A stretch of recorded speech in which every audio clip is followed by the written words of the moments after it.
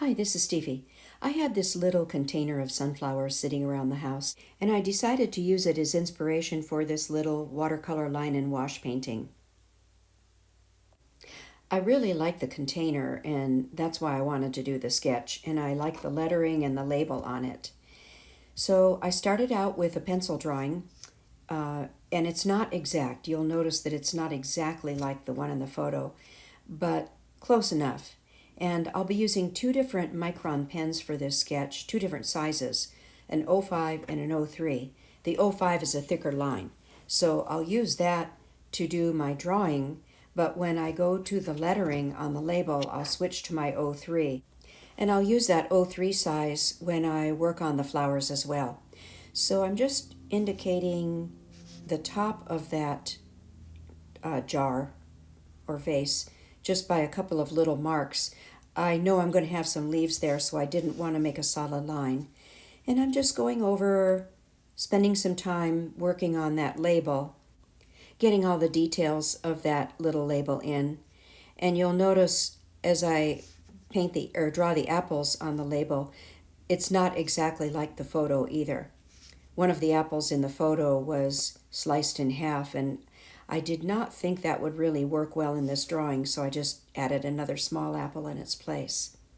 Sometimes you just have to go with your gut in these drawings and do what you think is going to be best for the amount of space you have, and especially with the lettering. You can see that I'm outlining, there's like a banner around each of those lettering blocks, and that is a pretty small space, so you don't have a lot of room to work. Now I'm switching to my Micron 03 because I'm going to get into the letters themselves. And although I have done calligraphy for many years, I will admit this is not my best calligraphy job because I didn't spend that much time at it. But what I did do, and I should mention, is I worked with a piece of tissue paper, tracing paper, to test the size of those letters first before I tried to squeeze them into that space. So that's just a little trick you can do if you want to do lettering. And that's not fancy lettering by any means, but I just tried to copy the label as much as possible. And the apple cider lettering down at the bottom of that vase, I'm going to leave that. Now I'm erasing. I had drawn in my flowers at the top, but I'm going to erase most of that. And it'll leave kind of a ghost of the drawing. But the words apple cider in that bottom label, I left that because I'm going to put some dark color on there, and I wouldn't have had any way to see where that lettering should go. So I think it'll turn out okay. And you can see there where I have erased the flower images, but I've left just a little bit of it so that I know the placement of each of those flowers. And here I'm just drawing that line that shows the bottom edge of the label. I had forgotten to do that before. And before I get into doing the black on the label, I thought I should probably, well, I'm doing the bottom of the vase, and that is with alizarin crimson, and I added a little bit of quinacridone burnt orange to that, just because I like to mingle colors together. And then before I do the black label, I thought I should do the red apples first. I don't know if one's better than the other. That was just what I decided to do. Here I'm doing the top part of that vase, and I'm not going to take it all the way up to the top. Notice how I'm just blending that color out with a little bit of water to make a soft edge, because I know I'm going to have some leaves coming off those flowers, and I want to leave space for that, so I can finish that up later. So that's really all there is to painting the vase itself. Now on to the label. And I'm going to start with the apples.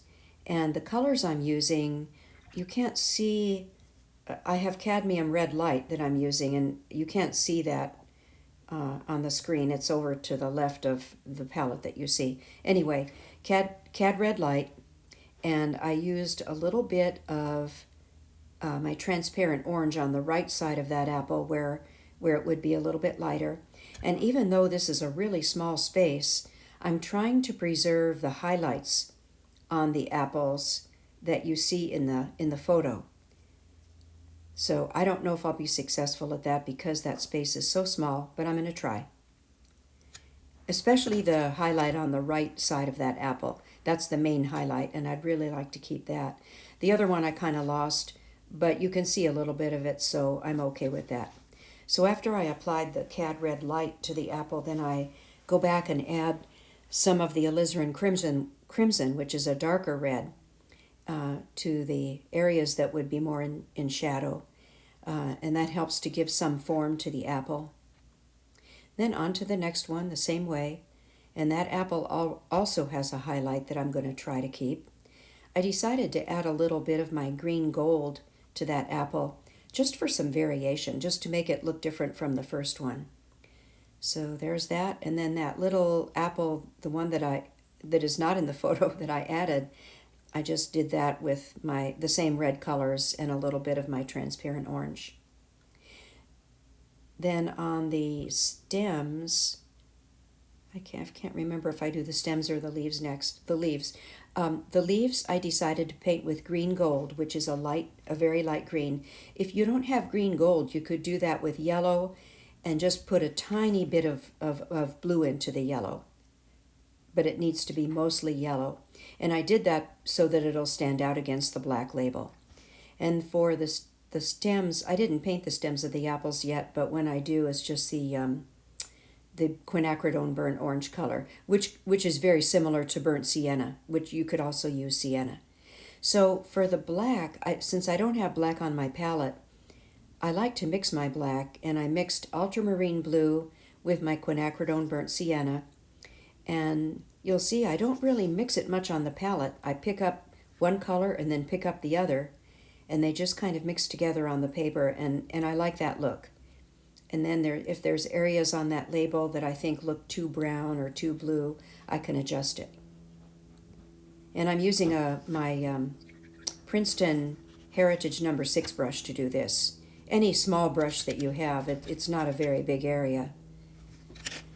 So now I was just flicking some water on the bottom of that paper, and it's because I want some of that color to run from the bottom of the vase. And I'm really coaxing it along there. I'm adding more color to the vase, and at the same time, wherever some water dropped, the color bleeds out, and I can even help it along a little bit. And the reason I'm doing that is that I want to get some of that reflective color into the shadow that I'm going to make later on. And that looks really nice in shadows. I do that quite often. Now up to the top part of the label where it says locally grown. I'm just filling that in with my black pen. I was going to use my black paint to do it, or my mix of black paint, but that's such a small area I just decided to use the pen.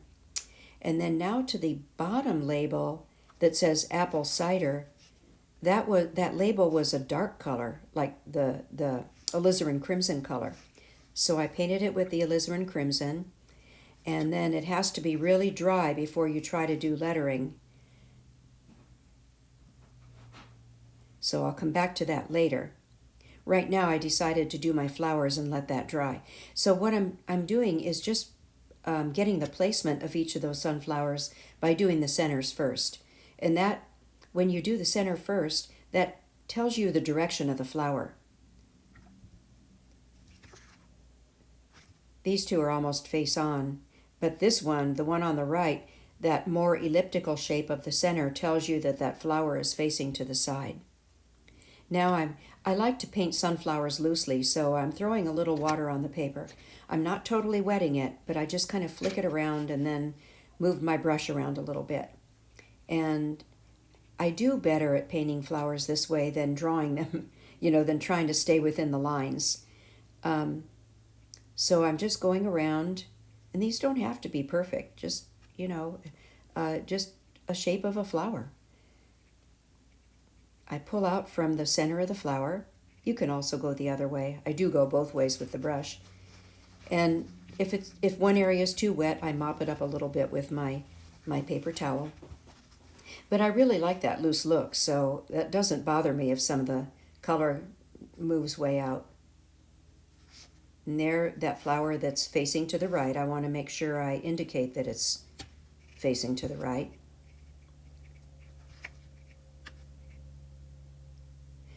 And this is just my first layer of color. I'll do some more to work on those flowers, but at least I have the placement in now.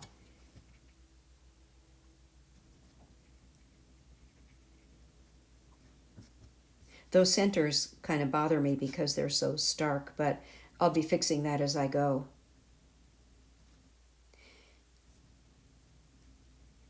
Now for that area, I'm adding a leaf. That area between the flowers and the top of the vase, I'm starting to add leaves. And the first thing I do is apply my lightest leaf color, which is the green gold, just to get the placement of those leaves. And I decided to add one at the top as well. I don't know if I really like that or not, but I just left it.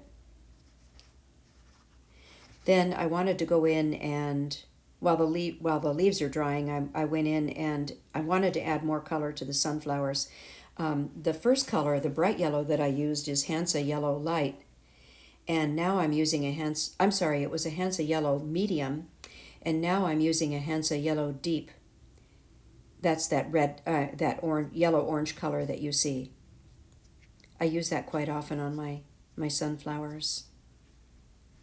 And it helps to give a little form to the flowers too. And I'm still not done with those flowers, but I move around so that I can give things time to dry. Now I'm adding some darker color to those leaves, and that was a mix of ultramarine blue and sap green. And notice how I try to get the darkest part of it right up toward the petals of the sunflower.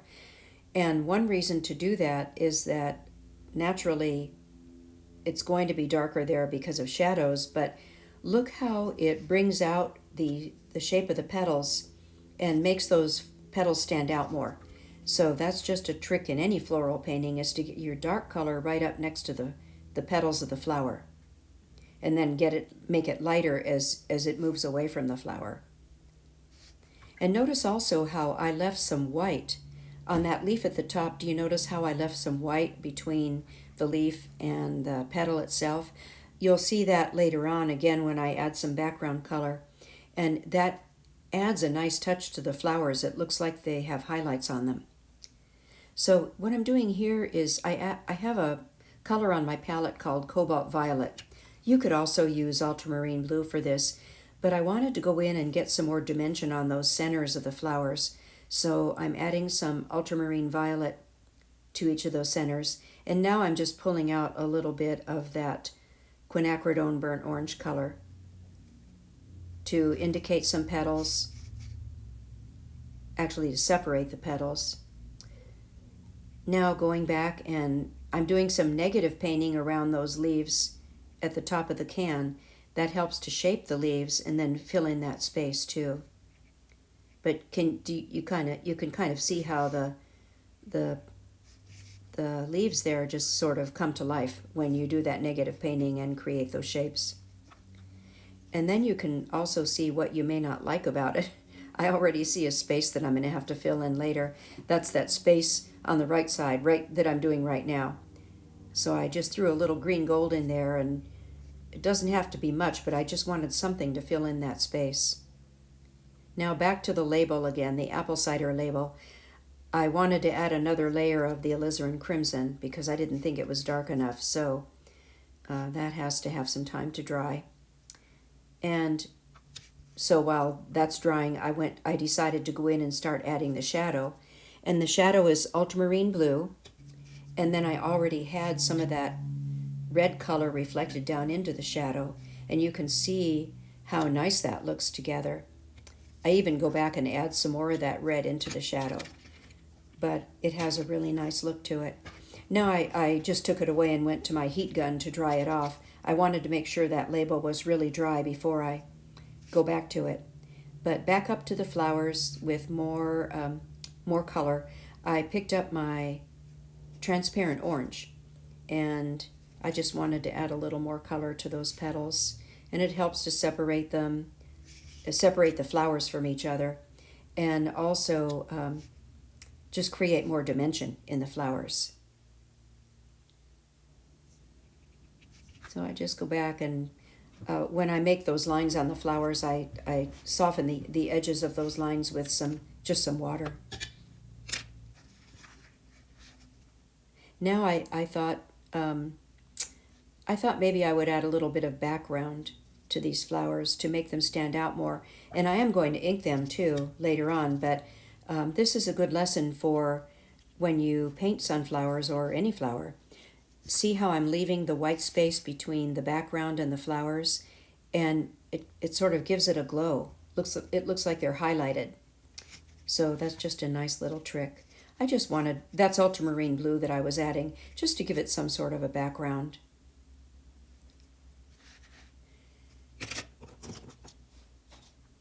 I'm just testing there to make sure my paper is dry.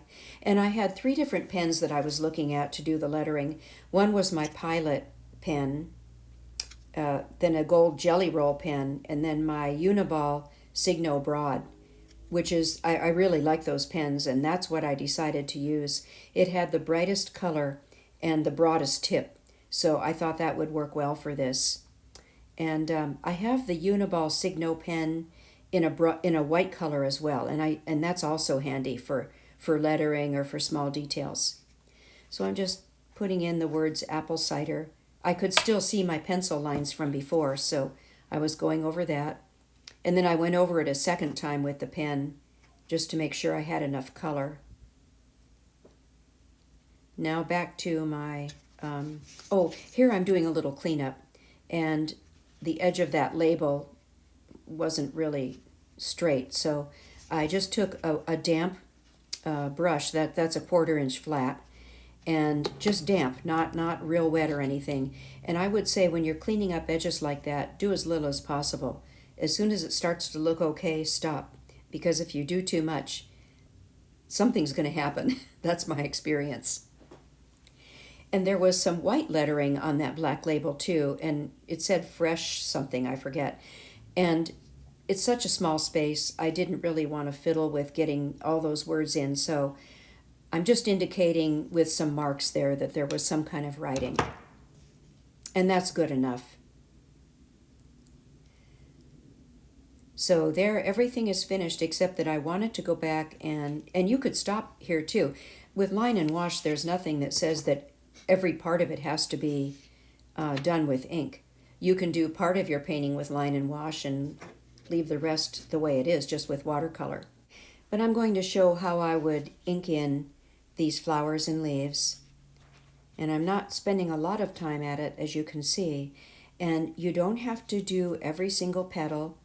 I'm doing more of an outline, as you can see. Once in a while I'll pull down a stroke of ink on the petal, but really just kind of going around, helping to create the outside shapes of those petals, and then doing a little work around those centers to make them pop up a little bit more. And that's it for the inking on the flowers. And then I wanted to go back in and make that shadow stronger right up next to the vase, so I added a little more ultramarine blue and then dropped in some alizarin crimson as well. Now I'm just going back with more of my ultramarine blue and sap green color mix to get up right next to those flower petals again. Make it a little darker just to help them stand out. And there you have it. That's pretty much it. If you like this video, please give it a thumbs up, and thanks for watching.